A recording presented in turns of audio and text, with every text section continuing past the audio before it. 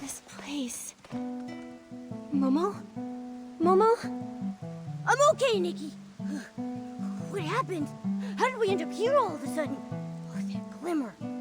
Let me go. I have to see the Frostborough behemoth. It's dying. I won't be in danger, I promise. Please, let me go. Frostbow behemoth? Momo, let's go take a look. The fading of life. It feels so heavy. Just knowing we can only stand by and watch it slip away. Powerless to do anything. I can't help but... We should be grieving at a time like this. We ought to show some respect for those who have passed.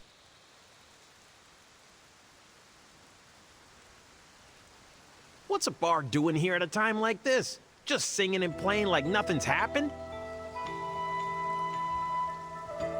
I mean, the lyrics sound like a mourning song for the Frostborough behemoth, but shouldn't that melody feel a bit more somber? Maybe everyone's mood is rubbing off on me. Now my heart's aching. Mine too. But that bard seems to be having a pretty different reaction, don't you think? Let's go talk to her.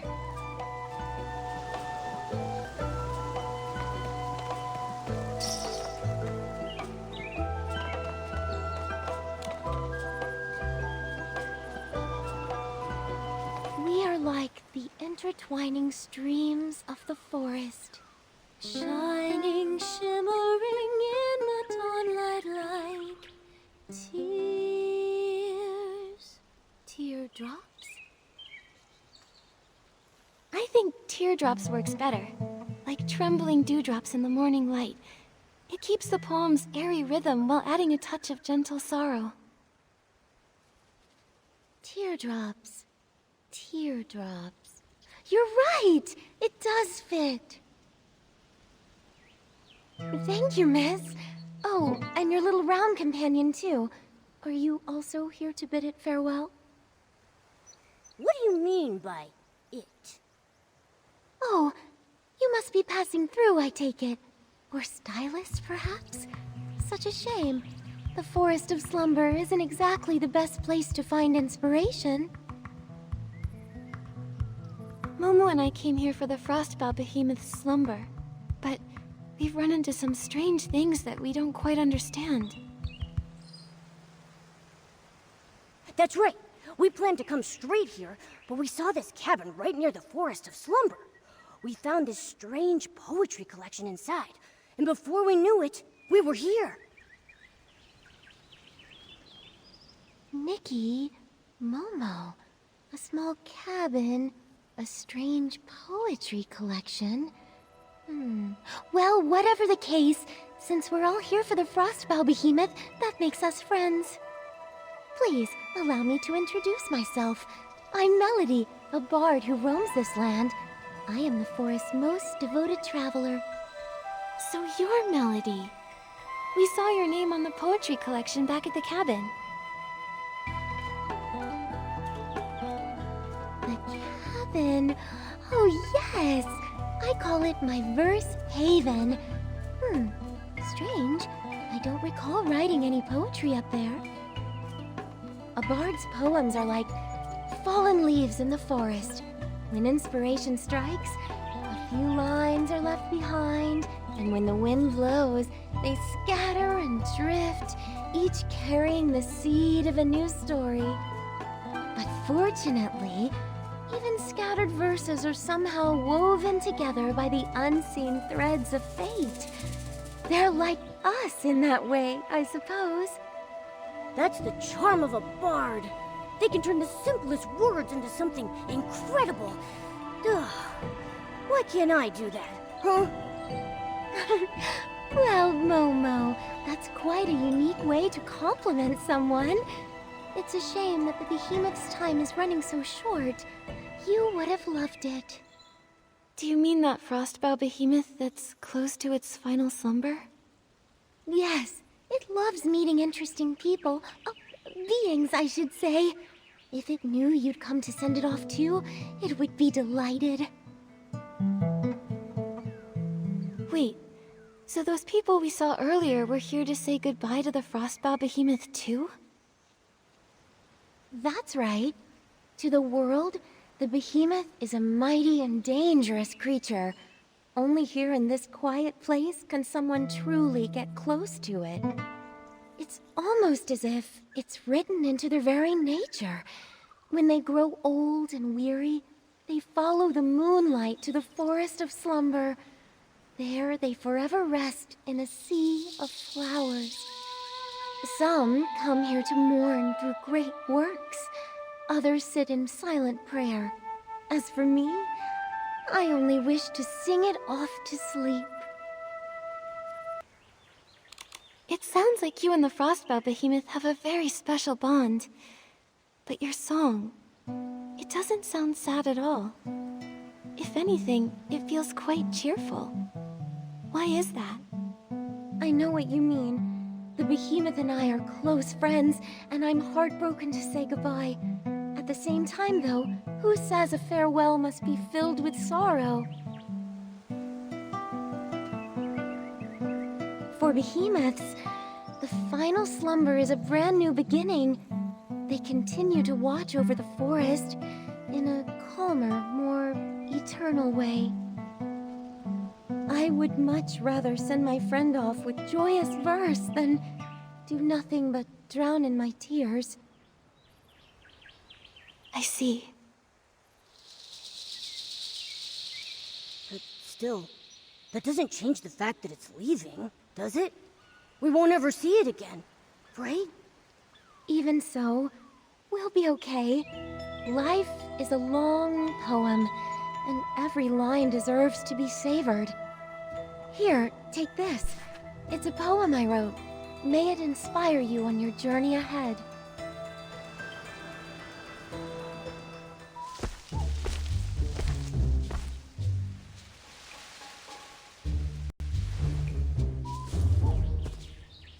A behemoth?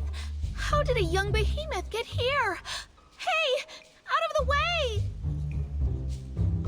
Didn't they say there was only an old frostbow behemoth in the Forest of Slumber? Wait a second. It's white. It's a young behemoth. How interesting. Behemoth evolution is highly dependent upon the survival of the fittest. Young behemoths that turn white are typically considered weaker compared to other varieties, leaving them little chance at surviving. This is the largest young behemoth that has turned white I've ever seen. It also appears to have survived longer than other white young behemoths. I need to record this discovery immediately. Don't come any closer! Help me!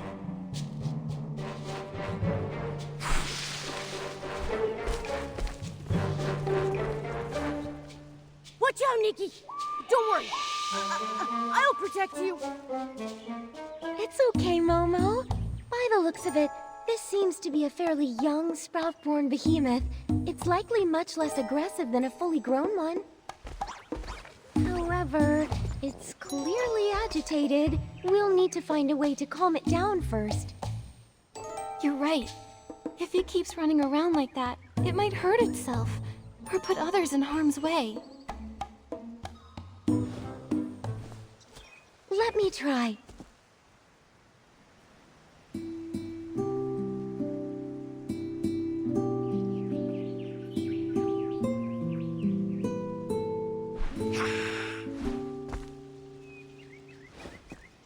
It's no use.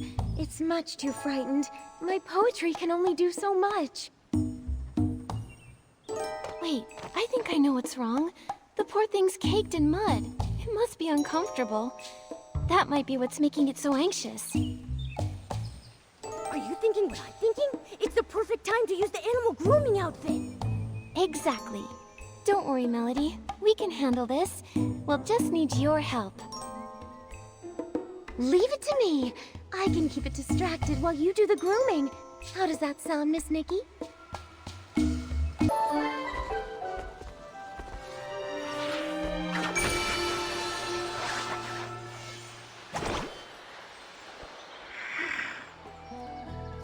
Nikki, are you okay?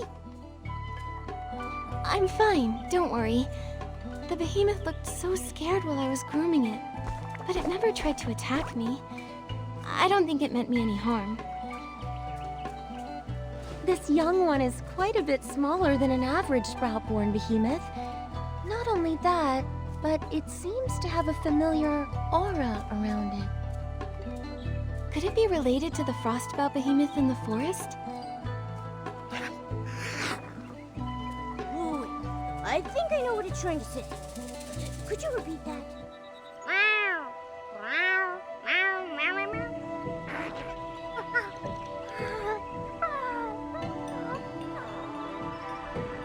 Oh, human.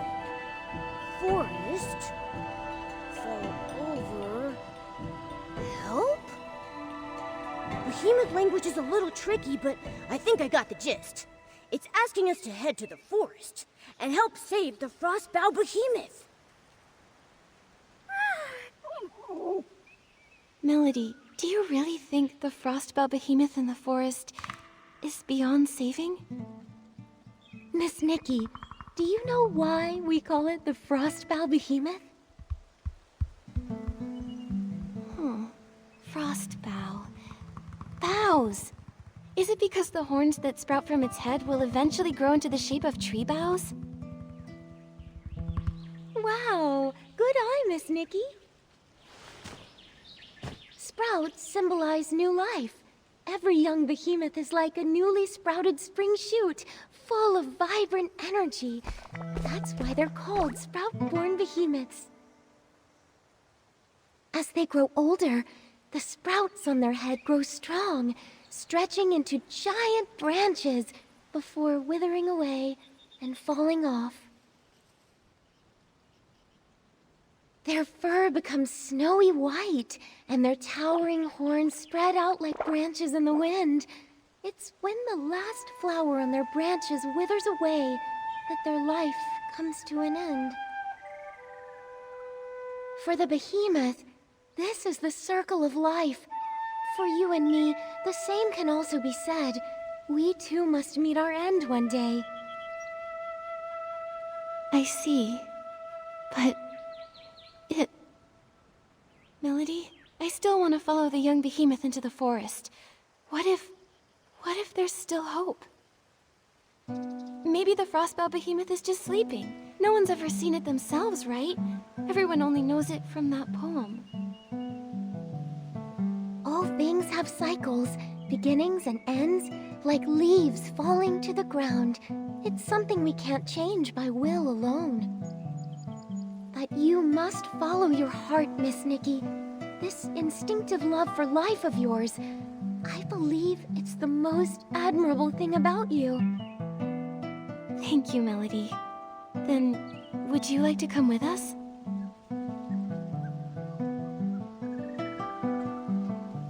Let's go, little one.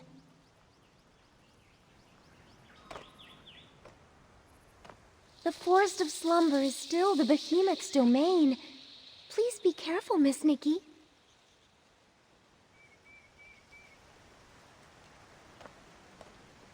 All right, then. I wish you luck on your journey. Close your eyes. Time to rest. Time to keep the promises that we made.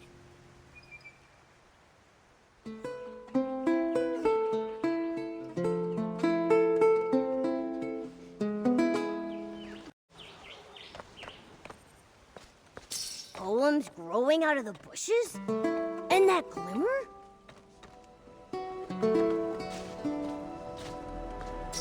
If all seems pointless, will you still pursue? If the ending's already set, would you write it all the same? Momo, this is... Nikki, look! What is that?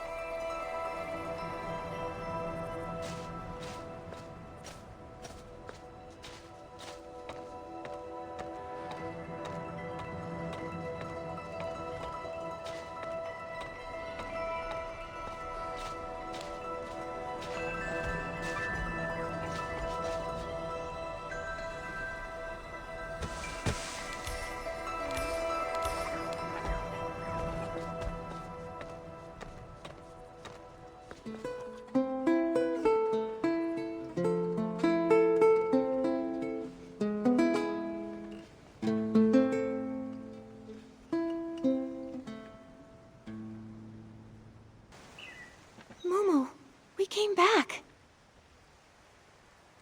It all happened so fast. I didn't even have time to react. Like waking up in the middle of a dream, except we weren't even asleep. That silhouette we saw, that must have been the Frostbow behemoth, right? It feels like we were teleported back the moment we saw it. Maybe it didn't want to be seen, so it sent us away? Behemoths don't have that kind of power, right, Nikki? Was it because of the poems? Or the glimmer? Oh yeah, it might have been the glimmer. I mean, that's what brought us here in the first place, but why would it send us there, only to bring us back? Fading summer, silent, lone, a season lost to view. If all seems pointless, will you still pursue?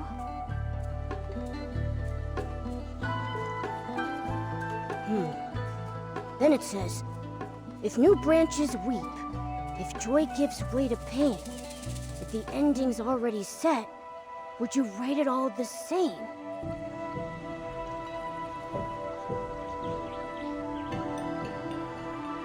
Pointless. A set ending. Still pursue? Nikki, I think I get it now. I think I do too. It's saying that everything is in vain because the ending was written long ago. The more we struggle, the more sorrow we feel. Like tender sprouts that can never be seeds again. Or the hustle and bustle of midsummer coming to an end. Is it talking about us trying to save the Frostbow behemoth? Yes. We might even end up making the young behemoth suffer more by trying to help. But... But life is so precious, and the young behemoth was so excited to invite us into the forest. Maybe we can help it. That's right. We can't give up so easily. If we miss our only chance to help the Frostbow behemoth, we'll regret it. The glimmer's back, Nikki. It landed on that drawing paper over there. Is it because of our response? Let's go take a look.